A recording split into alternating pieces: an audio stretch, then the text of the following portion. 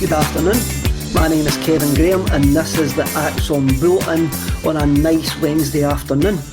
A big welcome to all those viewers of the broadcast, whether live or on catch-up, who are currently living under COP26 restrictions. We're being told to recycle more, be more green for the future of this planet. I'm doing my bit, lads. I'm really doing my bit. I'm a Celtic fan, so I'm very green. I believe that Glasgow is already green and white anyway. And I recycle other people's opinions as my own on this broadcast, so I can't get much greener than that. Colin, what are you doing to be green? I mean, you're stealing everybody's thunder there, Kevin. Is there anything left that you can do to be green? No, I'm taking the Greta Thunberg approach, if you heard her chanting outside in Govan Park. I don't think I'm allowed to repeat that on air, but I will go with that. This COP thing makes absolutely no sense, Kevin. They're talking about saving the environment, talking about this. Have you seen the queues of aeroplanes flying out of Glasgow, Prestwick and Edinburgh Airport and the travel cascades that they've got going all over the place? The best one I seen was the Zimbabwean group who came over, the delegation from Zimbabwe. So if you've not seen this, the delegation from Zimbabwe went to Costco and stocked up on Glenfiddich, beer and every other spirit under the sun, and let's just say it's not going down well in their own country right now. They're talking about overthrowing their leadership, but I'm sure it was a great party. I'm just jealous I wasn't invited. I'm sure the people who want to overthrow their government, if they actually get a nice presentation box of Glenfiddich, I'll actually soothe their sieve. Brian, what are you doing to be green? To be honest, mate, I'm at the road here. I'm quite far down south now, but one of my favourite bits about it was Joe Biden having a wee nap midway through. Really showing Who doesn't, mate? Who doesn't have a wee afternoon nap? First day of the COP, the big fellas fell asleep, and I just thought, do you know what? That sums it up. It's costing £100 million to have a bunch of delegates sitting there agreeing on something. You could probably just do it over Zoom and donate £100 million to facilities to take care of some climate change, but I just thought for my own self, just checking the EPC of the house, make sure it's all energy efficient. I like that. I mean, that £100 million could actually save the Maldives, because that's what the Maldives are actually asking for. So yeah, you're quite right there. You're quite right. I want me Greta to be the capo at Celtic Park after that video. I think she'd be great down the front of the North Curve. Right, we'll start. We'll get on to the serious stuff, even though saving the planet is extremely serious. Anthony Ralston, the big news yesterday that he signed a new contract, keeping him at the club until 2025. The player has been at the club since the age of 8, and he made his debut in 2016 at McDermott Park, a game I was at. Funnily enough, I think we got beat, and I think Near Beaton scored a penalty kick, if I remember correctly. I should have checked that. The club is already holding him up as a product of the youth system, and the player himself also says that Callum McGregor and James Forrest have been major influences on him and his attitude. Brian, can we have any complaints about this contract after the player having such a breakthrough season for Celtic? No, I don't think so. I think, look, regardless of what your opinions of him are as a footballer, what you can't deny is that he's worked so hard this season to improve himself and put the effort in. And the thing about it is he got a year extension, which would mean if clubs would have been interested in him, which I imagine there would be now, he could have left for free. And how many times have we seen that movie? So I think it's prudent now, and I think it's a sort of change in tact the club is used, especially during the summer and signing players to 4 or 5 year deals. So I think it's good business. I think I still don't think he's first choice right back. I think Juranovic has got that, but you can't deny the effort the boys put in. He's sort of earned it. He was written off at the start of the season. He was given, I don't know if there's many other players in Celtic history have been slaughtered before a ball was kicked. And he's proved a lot of us wrong. He's worked hard, so fair play. And I think it'll ultimately be decent business to the club because, well, he's tied down. Definitely. Bruce FM commenting on YouTube. says, thoroughly deserved, well played, Ralston. Colin, your views on Tony Ralston are well known. The stats show this season he's been an ever-present. He's played 1,920 minutes, scored 4 goals, he's had 2 assists, and he's created 6 big chances. He's also got a heat map that could power a small city, probably a city about the size of Inverness. I mean, global warming and that, we should just put a solar panel on his back and we'll be able to save the energy crisis. The numbers are impressive for me. They are impressive, but I'm worried that his numbers are in the red zone and he will only continue at such a impressive rate. I mean, that could just be me looking at the player before this season and know the player that we've had this season. But there's more intelligent guys out there who study these type of things, and they say that he struggles against speedy, direct opponents in Europe. And luckily domestically, only Ryan Kent and Martin Boyle seem to have the metrics to trouble him.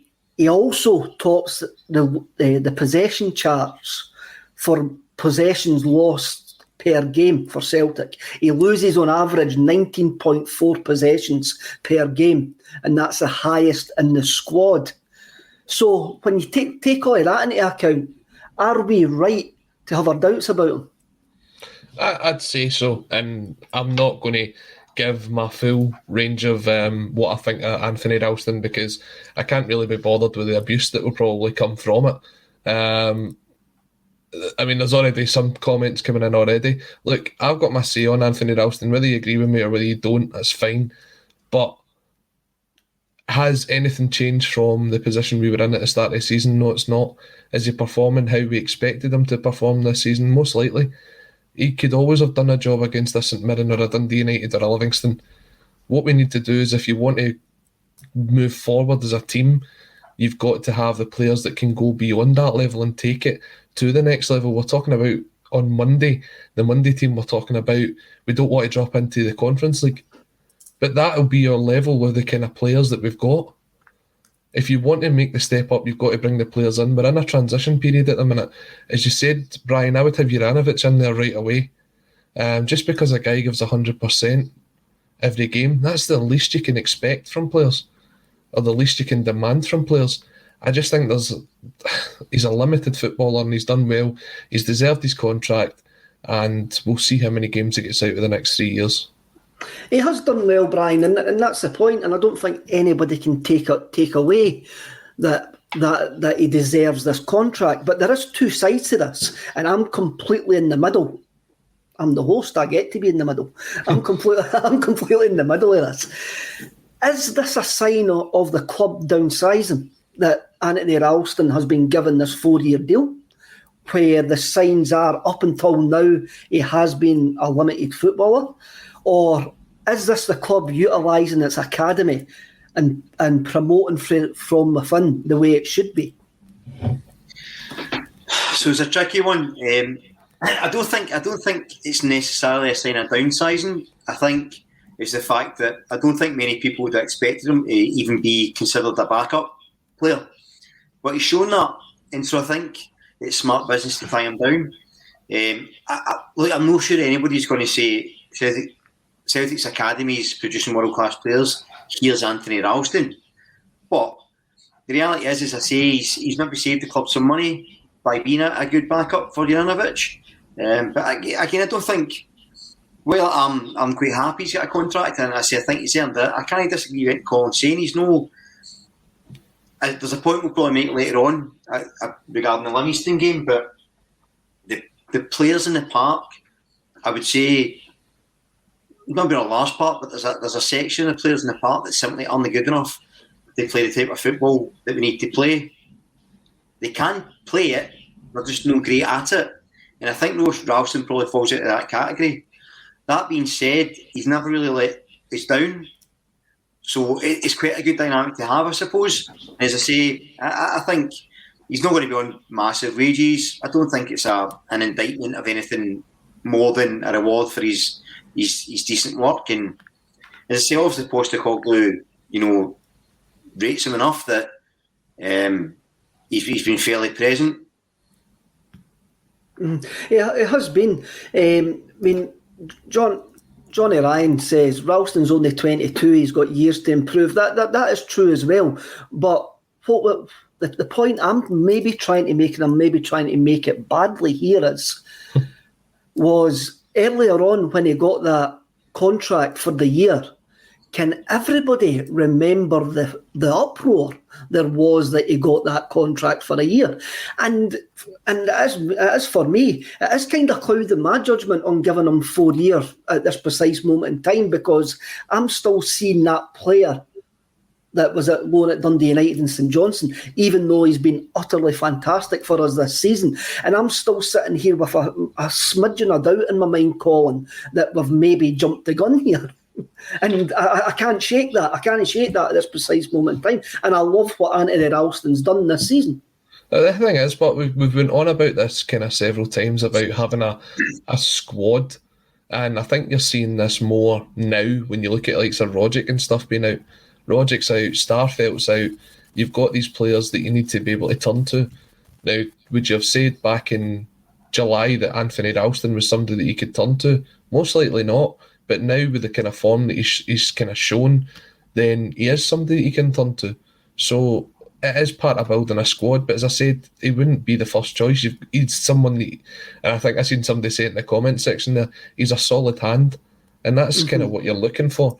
I like that, a solid hand. I do like that description now. So, to be honest, he'll get his deal, however many games he'll get, but it's about having those squad players. We said back in the summer, and people had a go at us then, that Stephen Welsh should be a squad player eventually. That's what he's became.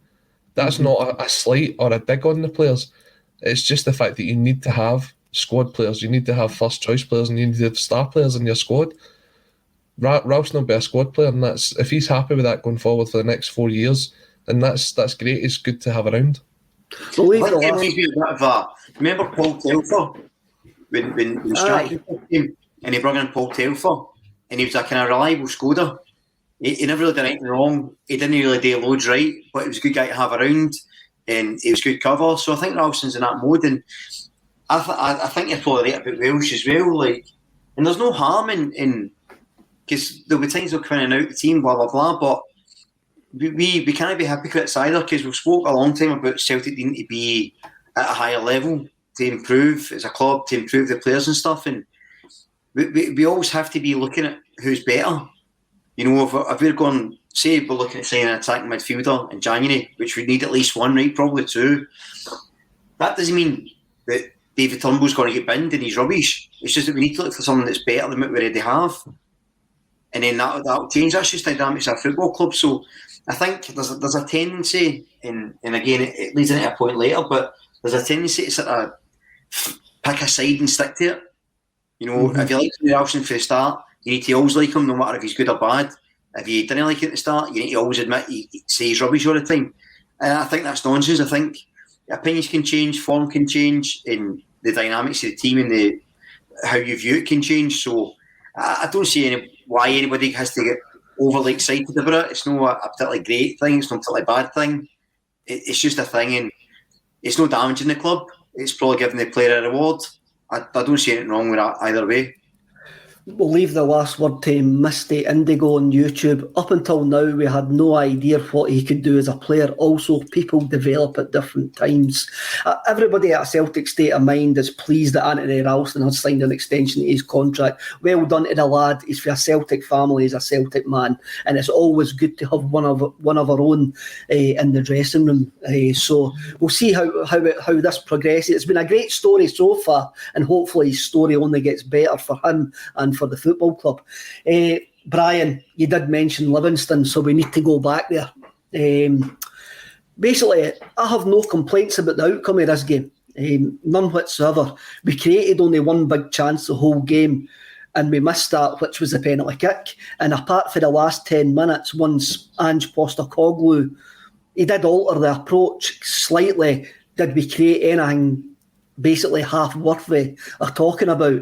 We just lacked inventiveness in the final third. Again, looking back on it, I have no disappointment in the players' efforts whatsoever. My feeling at the final whistle was one of frustration rather than disappointment or anger. Even though getting angry at football games is a wasted emotion, getting angry in your life is a wasted emotion, strangely enough. But I was frustrated that we didn't show the quality that we had to win that game in those 90 minutes. Sorry. No, you're right. I was just going to say, so my feelings on it are similar in a way, except I think the players are a bit more accountable than we're saying. So I was looking at the stats, and obviously you get 85% possession, which is the big headline one. But we also won 80% of tackles, despite apparently giving away the same amount of fouls as Livingston. We had 90% passing success rate, and we won 70% of the aerial tackles, or aerial duels, they're calling them. Mm-hmm. That shows to me that the way the team was set up for largely was working. But out of the 16 shots we had, only 2 were in target. Now, I've seen the manager, as usual, taking a lot of criticism. And he deserves criticism for a couple of things, which I'll come to. But in terms of the way the team performed, I don't see what much more could have been done. So several times during the game he altered. So he had his normal approach. Then it was a bit more direct with crosses. Then when Stafford went off, he switched to a 4-4-2 with Kyogo and Giamakis up front. Again, told the fullbacks to stay wider. So there was a plan A, B and C probably.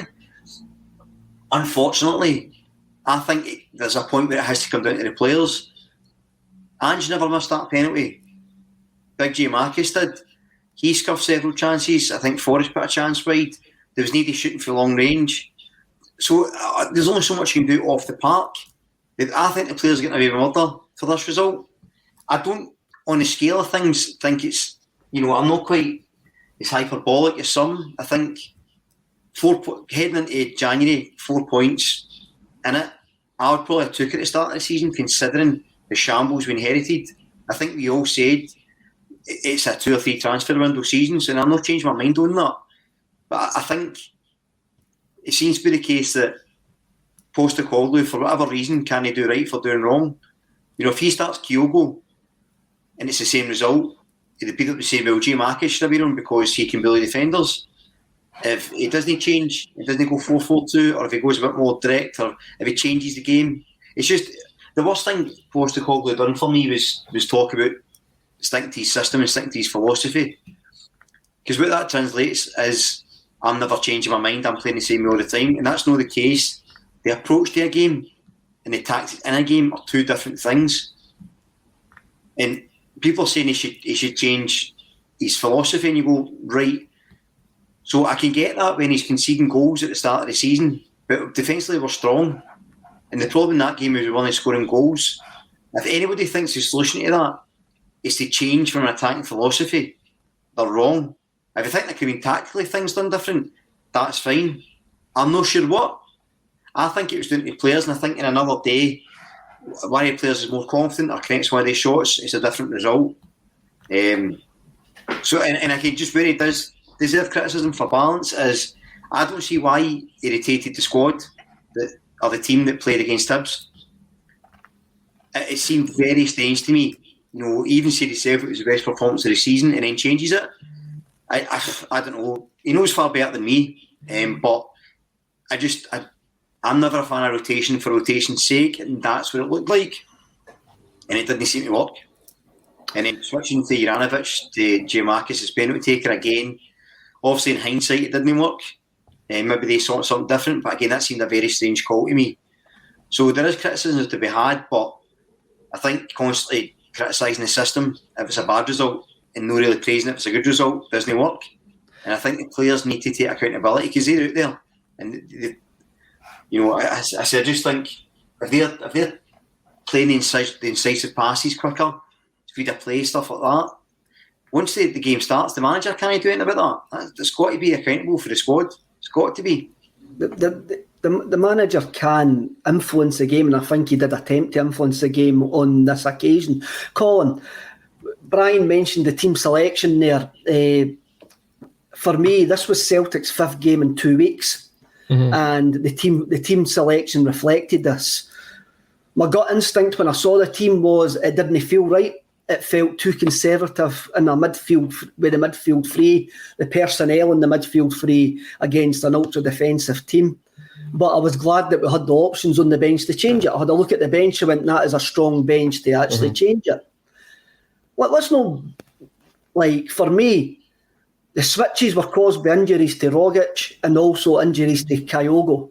Basically, Kyogo's on that bench only to be brought on in the situation where he was brought on. He was not fit enough to start the game, and there was no way that if we were 2-0 up, Kyogo would have actually seen any minutes whatsoever in that game. We've also got the easing back in of Mikey Johnson. Mikey Johnson played 70 minutes the other night or however long they played, and they've decided he has to sit out that because he's maybe not physically ready to play the 2 games so close together. We can question the starting lineup with hindsight, but for me the team selection just highlighted a lack of depth in the squad, especially in the midfield, and we're reliant on too many of the same players. We are reliant on too many of the same players. And the injuries to Rogic and Starfelt during that game, well, Rogic against Hibs, Starfelt against Livingston, prove that. I mean, you have a look at Rogic. Rogic this season has played 1,216 minutes. Last season, he played a total of 1,408 minutes the whole season. Starfelt played 1,768 minutes last season. And last season he played 2,764. I think the team selection for me is Postecoglou saying, I need to actually try to change something here, but we haven't got the personnel to do it at this precise moment in time. I tell you what, I apologise to Alan Morrison here because I'm not clued up on the stats from this game, much like yourselves. He's been kind of spewing them stats out left, right and centre. I think you must have got a new book in the last couple of days, Kevin, to have that all written down. But no, you're right. Look, the one thing that kind of surprised me about that team selection, and I know he was on the bench, but surely we've got to start putting the milk cartons out to find out where James McCarthy is. Because it's unacceptable that you've got this guy in and the manager keeps saying he's ready to go, and in comes Beaton now. I don't think Beaton necessarily had a bad game, but he is someone that's going to slow the tempo down. Well, I can argue with that. When you look at it, for me, the idea of McCarthy, as he was starting to come into it, is that he can play the ball through the middle onto the attackers. When you take Tom Rogic out that team, that option to go through the middle is gone. It's completely gone, because the likes of Turnbull and McGregor, they don't find themselves naturally in the centre of the park. You look at Turnbull when he's putting crosses in, he's actually out in the right or he's out in the left-hand side. McGregor's dropped so far back to kind of pick the ball up that isn't that player that's in the middle of the park that's trying to play it through into the striker. See, when you take a look at that third goal over at Easter Road and the close touch and control of actually going through the middle of a defence, that is the kind of thing that you're missing when Tom Rogic's not in the team. And that's the kind of player that you need to try and look at to bring in January, so that you've got Rogic and other in there, because we put the ball out wide time and time again, and the crosses that came in were just unacceptable. Now, people will say, oh, Giakoumakis could have jumped for it, or this player could have jumped for it. But realistically, he was the only one in that box at that point. So if you don't hit Giakoumakis, then who's there? There's nobody else following it in. And I don't like to talk about the Rangers too much, but when you look at the first 2 goals they scored at the weekend, one was their left back crossing over to their right back who connects with it, and the second one's their right back crossing it into their striker. They look up and they put a ball in and it's accurate. Our crosses were horrendous on Saturday. The best one probably came from Anthony Ralston right at the kind of dying minutes of the game. But why is it taking till 90 minutes before we can put a decent ball over? I think somebody said there's like 84 crosses over the last 2 games against Livingston, and we've got 2 shots on target for the whole game, the whole 180 minutes. We've got to try and change it up. But I get there's not the players there. But for me, one of the most effective players on Saturday was Jota. Jota wanted on the ball time and time and time again, and he would take his man on, but when he looked up, who was there? You Giakoumakis with Obalaye and the other Livingston defender around him, and nobody was coming in for him to give him another target to. So the ball got floated in time and time again. It went over Giakoumakis' head and it went out, and they cleared it up the park and we retained the possession. We've got to try and change that up. What Colin actually says there, Brian, is like one of my biggest bugbears was not Giakoumakis taking the penalty kick. The penalty kick was soft. I couldn't believe it was given, truthfully. It was almost as if Bobby Madden had just got fed up of Livingston's antics, the same as all the rest of us, and just decided to give a penalty kick out of spite. But we know that referees didn't give penalty kicks out of spite or because of an unconscious bias or anything like that. My bugbear was he was on the park to take the penalty kick. I mean, there was 37 crosses put into the box at the weekend, and I was closer to most of them sitting in 4-1-2 than Giakoumakis, and some of them were poor, but there were some of them that were going into the box. And I've looked at this player, I've done the research on this player, and he's a penalty box player whose food and drink is crosses into the box, either low or high. When you look at his goal reel for the Dutch side, this should have been food or drink for him. But on Saturday, it was like Harry Potter appearing in a James Bond film. It just didn't make any sense whatsoever on the park.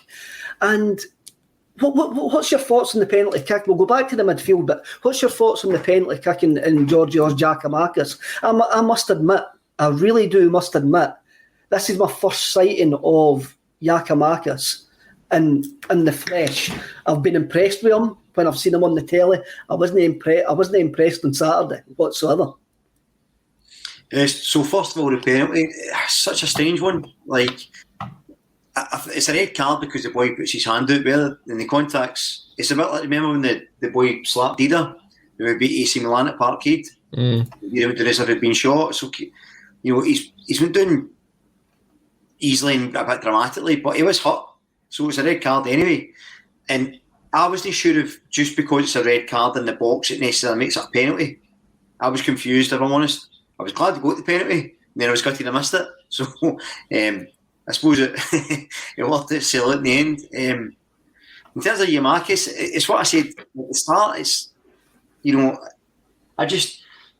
players have to be taking accountability as well. As you said, Colin, there, with the amount of crosses coming in. Somebody's either got to go to the end of them or the crosses need to be better. These are things that there has to be a responsibility taken. But I was just thinking as we were talking there, see any time, see when McGregor's sort of out of position, the midfield goes, it just changes that magic. It's like if Roderick's not playing, if McGregor's not playing, if that dynamic isn't there, we're not working. And then if you take Kyogo out the team, you also have that lack of movement. Now, I'm not sure, I don't know how much, movement he'd have got considering the amount of people behind the ball, but as I say, we know the problems with the team. The problems with the team is we don't have enough good players. That's the reality. And if you take a couple of key players out, we're struggling. It's as simple as that, I think, and it's frustrating, but that's just why we've been sort of harping on for the start of the season that it's going to take a while, because we do need to get bodies in, we need to get a bit more quality in, and Sunday with just that extra sharp eyes, you see, like Jota, that extra creative flair, we did lack it for the midfield. And I've been kind of harping on about the midfield for the start of the season, because I never really felt the defence was the issue or the attack was the issue. I always thought it was the transition between, and it was the same again in against Livingston. Although I'm not buying this well down to Livingston for the defensive masterclass. It was anti-football. I don't care what anybody says. If you're going and you're setting up like that and you've no intention of getting the result or entertaining people, I mean, my team's on a relegation battle, but for me, it's exactly not what I want to see in a football team. No, Brian, I agree. Liverpool, Livingston were just a horrible gang who deserve no credit whatsoever and they deserve to get slaughtered at the gates of the god of football. Colin, going to come in here. We've got a new Tyrone. The Tyrone patter's back. I don't know where he's went. Giakoumakis could be the new Tyrone. What's your overall feeling on Giakoumakis? Do you know, it's a difficult one, because I don't want to kind of say that it's what we should have expected from him, but we've kind of only seen him in fleeting appearances so far, and then the performance that he did put in against St Johnstone when he played, that wasn't too dissimilar from the performance that we got against him on Saturday. I don't think you get the same sort of energy and the same sort of commitment from him as what you get when you've got Kyogo up through the middle. Now, I don't know if that's a case of maybe having to play two up front and he needs a strike partner alongside him, or whether it's just he doesn't suit the system that we're set up to play. When he took his goal well against St Johnstone, he had his chances against Livingston on Saturday, and you could see he was exasperated by the end of the game. I mean, his head in his hands, he knew what he'd done. I know people have said that that's just how he steps up to take a penalty, but see if you're not full of confidence, just put your foot through it. Put your foot through it and see what happens. If it went over the bar and he put his foot through it, I think people would be kind of a wee bit less harsh on him than the fact that how poorly he took the penalty on Saturday. As you said, should he have been on the park? Should they have took the penalty? Should the penalty have even been retaken? Because to me, the goalkeeper's miles off his line when he goes to make that save.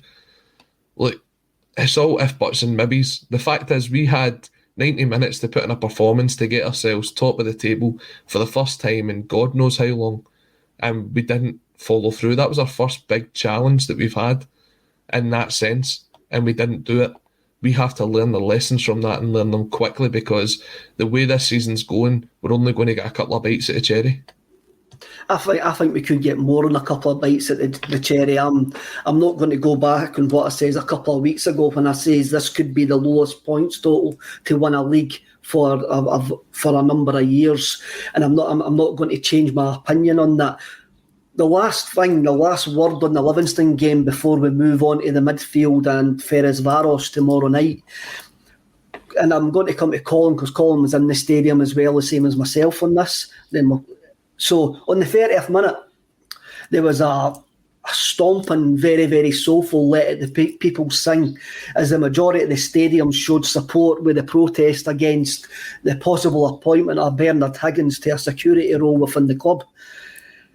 For me, and this is just my opinion, it showed that all is not lost within the support, and we haven't just become a silent support who just want to win games of football and ignore the other issues that are being foisted upon us.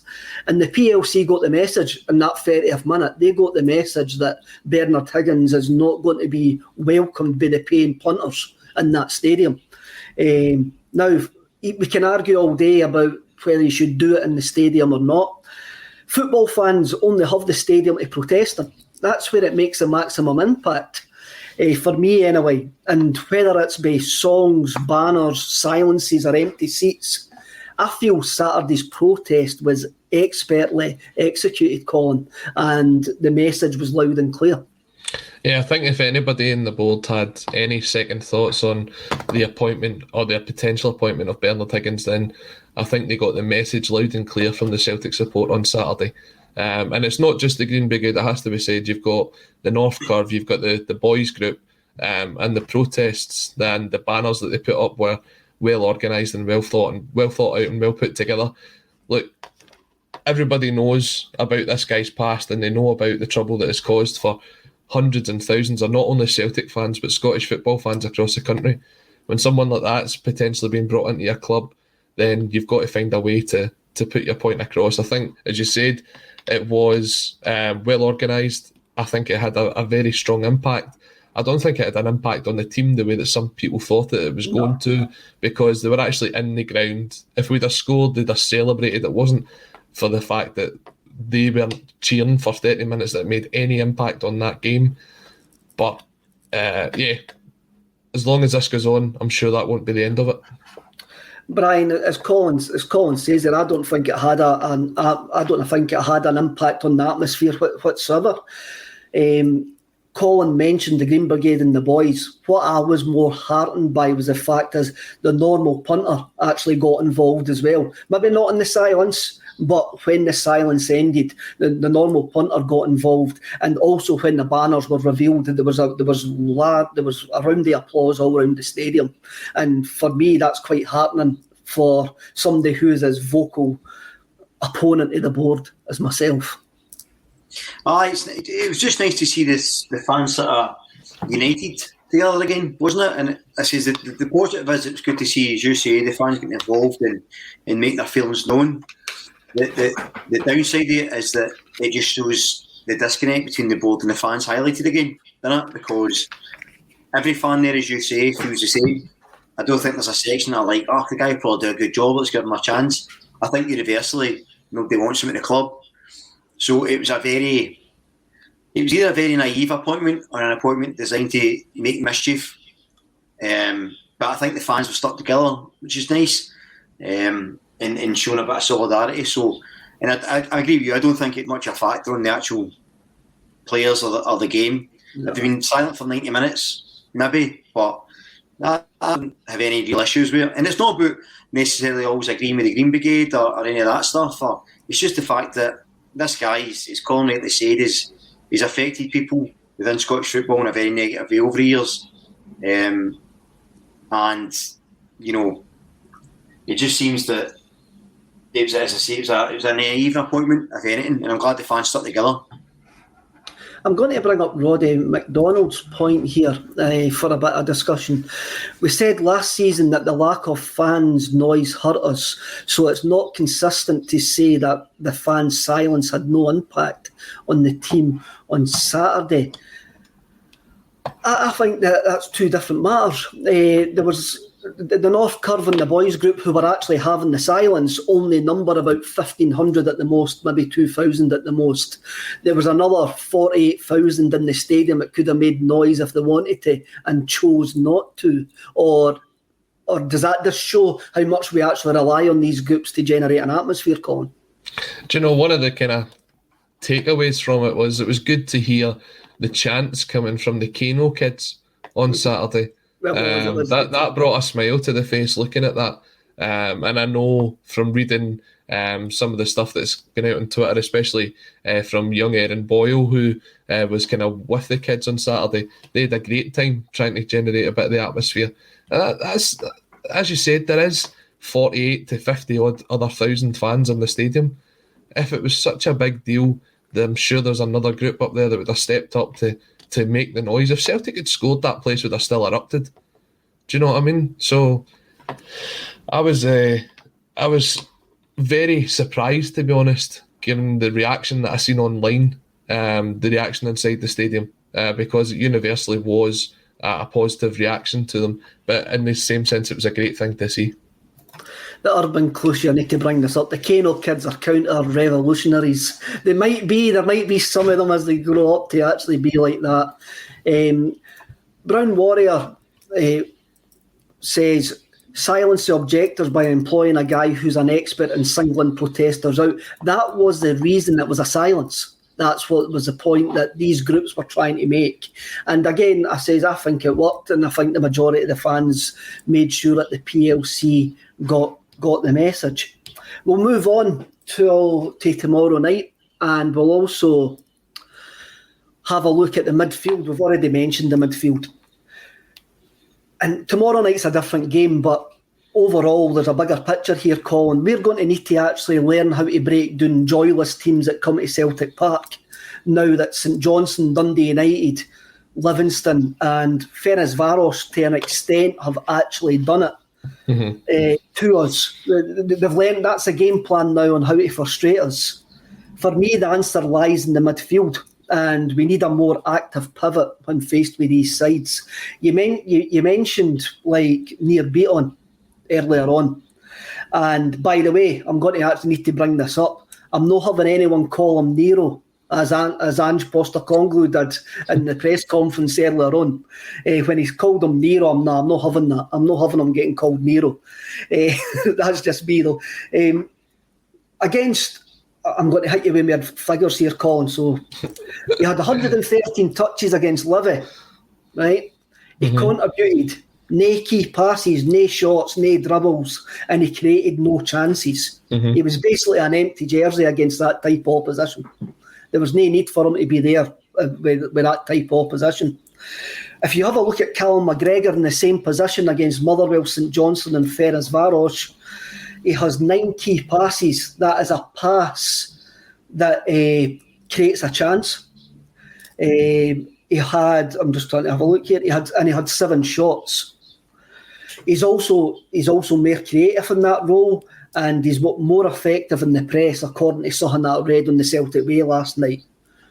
I think what this proves, and even tomorrow night, we need our pivot to be creative in certain games, and tomorrow's one of those games as well. Yeah, I don't disagree with you. I think when you look at it, this is going to be a totally different game from the time that Freddie came to Celtic Park, because when you look at it, they set out to sort of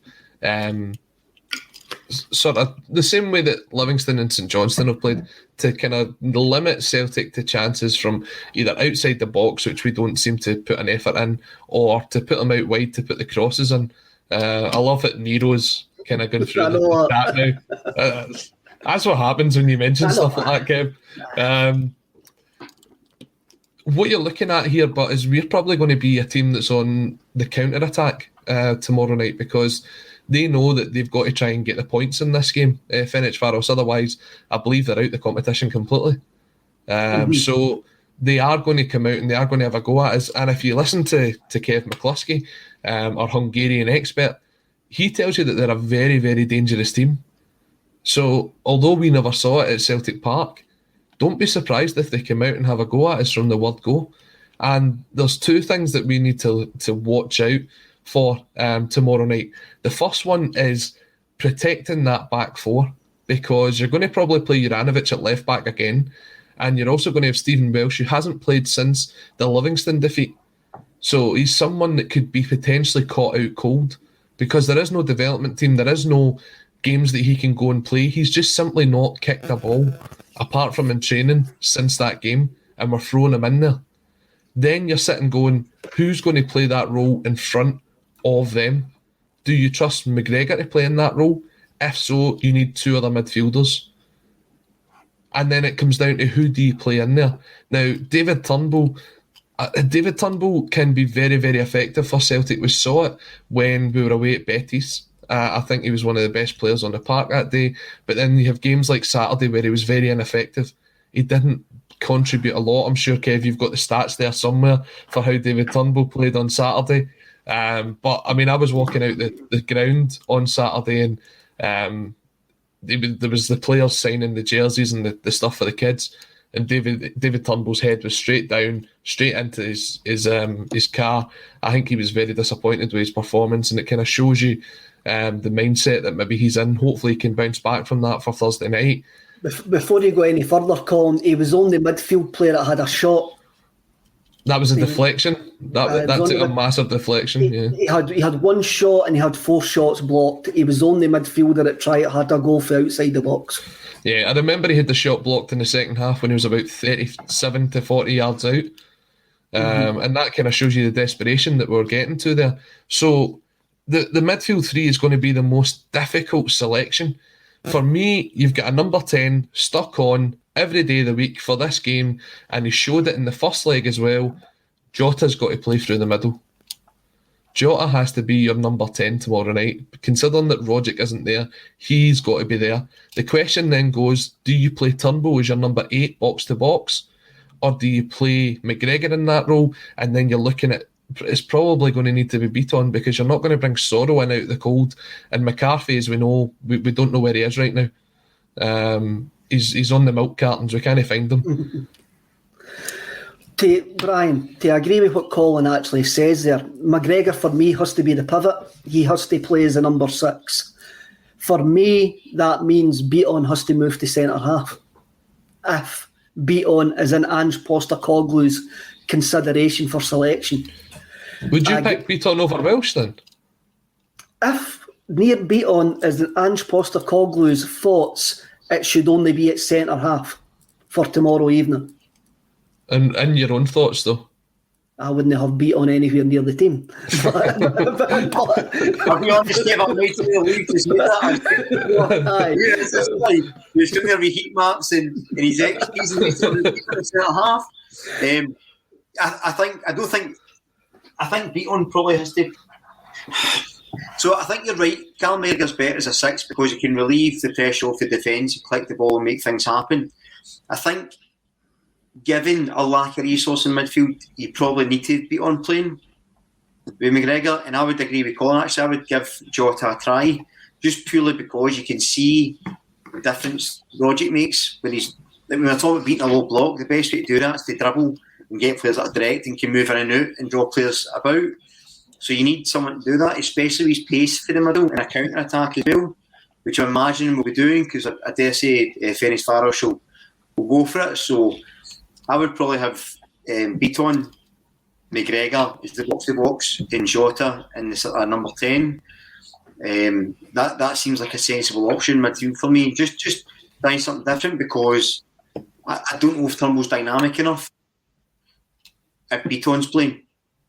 And I suspect he probably will. I think what you've got with Jota as well is he's the only one that comes close to Rogic in terms of close control. He's the only one who's got the sort of trickery to take somebody on in that aspect as well. And he's always cutting in anyway. So he's naturally more comfortable in the middle of the park. See, when you look at the ball that he played through to Kyogo for the opening goal against Ferencváros, yes, he's coming in off the left, but he's getting towards the middle of the park where he can play that ball through the middle. That's where we are at our best, is when we're actually cutting open teams and going through the middle. So I would give Jota the kind of 10 on Thursday.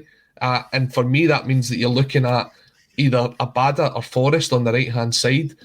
That one's up for debate after the performances on Saturday. It'd be great if James Forrest was fully fit and able to play it. And then on the left-hand side, probably Mikey Johnson comes in there. Another one that could potentially play there as well is Montgomery. I think if you're picking between the two, you go with Mikey Johnson. I think when he came on in the second half, he was out on the left and he looked pretty effective. What I'm going to say, before I come back to you, Brian, what I'm going to say, you mentioned Tom Rogic there, and you talk about dribbling. Even though he's a massive gap in the team because we haven't got a natural replacement for Tom Rogic. In the game against Hibs, he was only on the park 40 minutes. He had 29 touches and 5 dribbles. On Saturday, for the whole 90 minutes, our midfield only had 2 successful dribbles between them. It shows you that midfield hasn't got the same ability as what Rogic has actually got. The only person close to him with dribbles is Jota. And as Colin says, that he's got to actually probably move into that number 10 area. The reason I wouldn't be worried tomorrow about playing Jota in the middle of the park is like Friday are 4 games without a clean sheet. And 6 out of their last 7 games has been 3 or more goals. And Celtic love scoring the first goal. So I've got a funny feeling if Colin, you're actually saying that Friday might come out. And now Friday are a decent side. Friday are a side that would finish comfortably third in the Scottish Premier League. And we've got to remember that. So it is a tough away game. So I wouldn't mind Jota getting that number 10 role tomorrow. McGregor is the 6. Turnbull was the number 8. But my 2 wide guys, I'm asking for a shift for James Forrest and Mikey Johnson because I think Forrest has got more a defensive mind as well, where he can actually go back and Kyogo through the middle. That is what I'm looking for tomorrow. That's the team that I'm looking for. I think the other option you've got as well, and I know he's not as effective out there, but you can play Forrest on the left. He has played out there before for us, and it means you bring Abada in. The only thing with the likes of Abada is, see if he doesn't get into the first 20 minutes of a game, I just don't think he gets into it at all. And that's, I mean, obviously he's still young and he'll develop into it, but he had a great blistering start and then he sort of tailed off. I think you've got to give him the game time, but it's getting the right game time, and I don't know if Thursday night is the right game to put the kind of pressure onto him for it. He'll be a great option on the counter because he's got bursts of pace, but it's the final ball, and that's what we've been talking about for most of the show. The final ball's got to be better. Colin makes a good point there. I mean, who carries it better? Who keeps the ball better, Brian? Abada or James Forrest? I mean, if I had the choice, I would start Forrest. And I can agree with Colin, but no for the same reason. So I would never have a play route because I don't think they can handle the pressure. I think if you're at it, every one of them should be desperate to play. And if they can't handle the pressure, they shouldn't be at Celtic. So I wouldn't make any accounting for pressure because I would think, well, if you're here, you should be out doing a job regardless. But I agree with you in that. I think you can tell pretty quickly if he's going to have a good game or not. It's maybe a bit of a pattern. It's probably his age because he's a bit inconsistent, but ultimately we can't really take that into account. And the choice for me, if I had the choice, would be Forrest starting. I think he's that experience in the front as well. And he can change it up. He's dynamic and he's strong and he can cut in. He scored. He likes to cut into the middle as well, and he's played as a second striker on occasion. So I think he just gives you a bit extra firepower and a bit more options. Colin, I'm going to come to you, Johnny Ryan on YouTube. Johnson done nothing. Are you kidding? I'm basing this on the last two games. I'm basing this on Hibs and also Livingston. I think Mikey Johnson done well in the 70 minutes against Hibs, and I see tomorrow night being more a Hibs type game than a Livingston type game. That's why Mikey Johnson's getting the nod for me and my side. There isn't really another option out there unless if you're going to play Jota through the middle. Now, if you don't play Jota through the middle, then you're talking about who do you kind of pick up for the sort of 10 role. Because you can't play the same way that he played on Saturday. That it didn't work. Turnbull's not got the pace to play as a number 10. You're looking for somebody that's a bit quick, he's got a bit of something on the ball, and then you're looking at playing somebody on the left-hand side. Do you then throw in Montgomery if Johnson's not the option? I don't think it's fair to put that pressure on somebody like that. Johnson knows that he's not been consistent enough for Celtic. You saw it when he kind of came on in the first game against them. For me, he's someone with a point to prove, and if it's not working, then you've got the other option to bring on someone like Montgomery or move Jota back out there. But if you're going to be effective and have a fast break inside, I think you've got to play Johnson tomorrow night. There's a couple of comments coming in. Brian Johnson was a worse player. V Hibs lost possession every time. Go and look at the stats, Kev. Again, I thought Johnson was probably the weakest winger against Hibs. But when I saw what Abada done at the weekend and seeing what type of game it is going to be against Ferencváros, I think Mikey Johnson actually deserves a shout. And for Abada to come on, it's great for Postecoglou to have this option, and it's great that we're actually having this debate where 6 weeks ago we couldn't have had this debate, Brian. No, you're right. It's actually, it's funny. We've been kind of complaining about a few things, but ultimately it is positive. There's a lot of positives, and one of the things is we've got options. We're having discussions of who should play. I suppose you're thinking, they have to play. We're now saying, well, they could play in this position, we can switch it up, we can move it around with options off the bench. And that's a better place than probably we expected to be, especially in recent weeks. So, yeah, it's good. And it's like, ultimately, I don't care if I'm wrong and it's a completely different lineup. It's anything for we suggested, as long as we get a result, right? Against Johnson, again, I wouldn't have dropped him for Saturday unless he's maybe no felt he's fit enough. But I think the thing with Johnson, I can't remember who commented, but I get what he's saying about losing possession and stuff, but I think he just offers a slightly different dimension at times, and again, he is good at dribbling with the ball at his feet, and it's just maybe a different option. Abada, you kind of know what you're getting. So, not that I'm saying he's a better player than Abada, I don't think that necessarily, but I think we've got a lot of space against Ferencváros because they need to win, and I think that might give him the freedom of movement that maybe it doesn't get against a tighter packed defence. Paul Morpheus, again on YouTube. Sorry I'm picking up the YouTube comments, but they just seem to come in quicker than the Facebook ones and that. So apologies again if you're watching on any of the 8 channels we're actually broadcasting on. Nonsense stats patter. Mikey Johnson wasn't at his best, but still got in the right areas and offered a threat. That's maybe where I'm coming from. Colin, Michael the boy comes in again and says, Kyogo in the 10 of Georgios. That's worth discussing, because, again, it's only been in the last 6 months that Kyogo's been a centre forward. Yeah, I mean, when you spoke to him on the fan media press conference, he did say that his preferred position was through the middle, but he had played a lot of games on the left over in the J-League. Look, would it be... let's go back to the Betis game, right? Seeing that first half, think of the performance that Albion Ayeti had, right? He was actually pretty good in that first half. So I'm not saying that he should be thrown into the team or anything like that, but it does say that in these games we can have performances like that, and you could maybe see if Giakoumakis starts on Thursday night and you play that kind of role with Kyogo in the 10, that maybe he will be this performance and it will kickstart him on. He is someone who, to me, I think he's very low on confidence at the minute and he needs a couple of goals. I just don't know if you want to kind of put him out there, because I don't think he's going to get a lot of touches on the ball. Now, you'll probably know how many touches he got on Saturday, Kevin. You'll be able to look it up in the next couple of minutes. But he's got to get himself more involved in the game. I don't think he's someone who can just kind of drift in and out, because when he did that on Saturday, when it came to actually stepping up and taking the penalty, his head wasn't in it. Lanky 67, Brian. Jota played superb against Betis and he was on the right wing.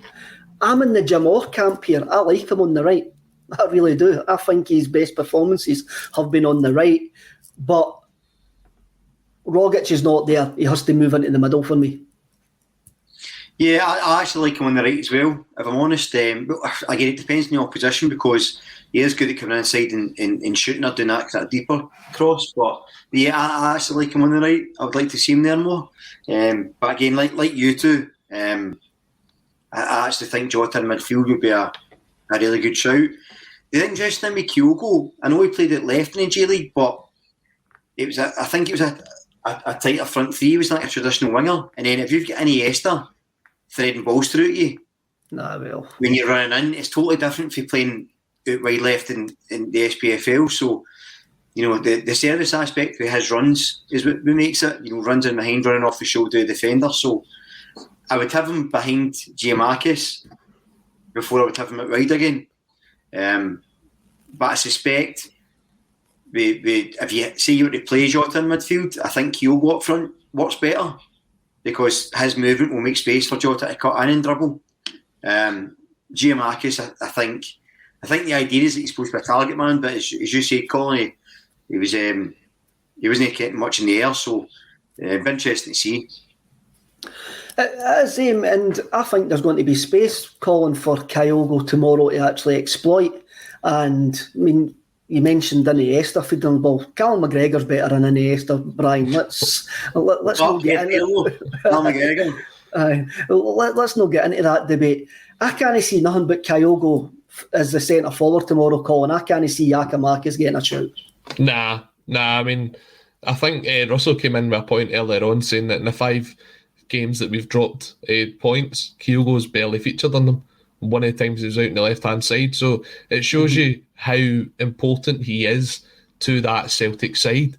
It's the press as well. It's the press as well for the front. When you look at it, if you're going into your biggest game and you want to kind of rest your biggest player, I don't see how that works for you.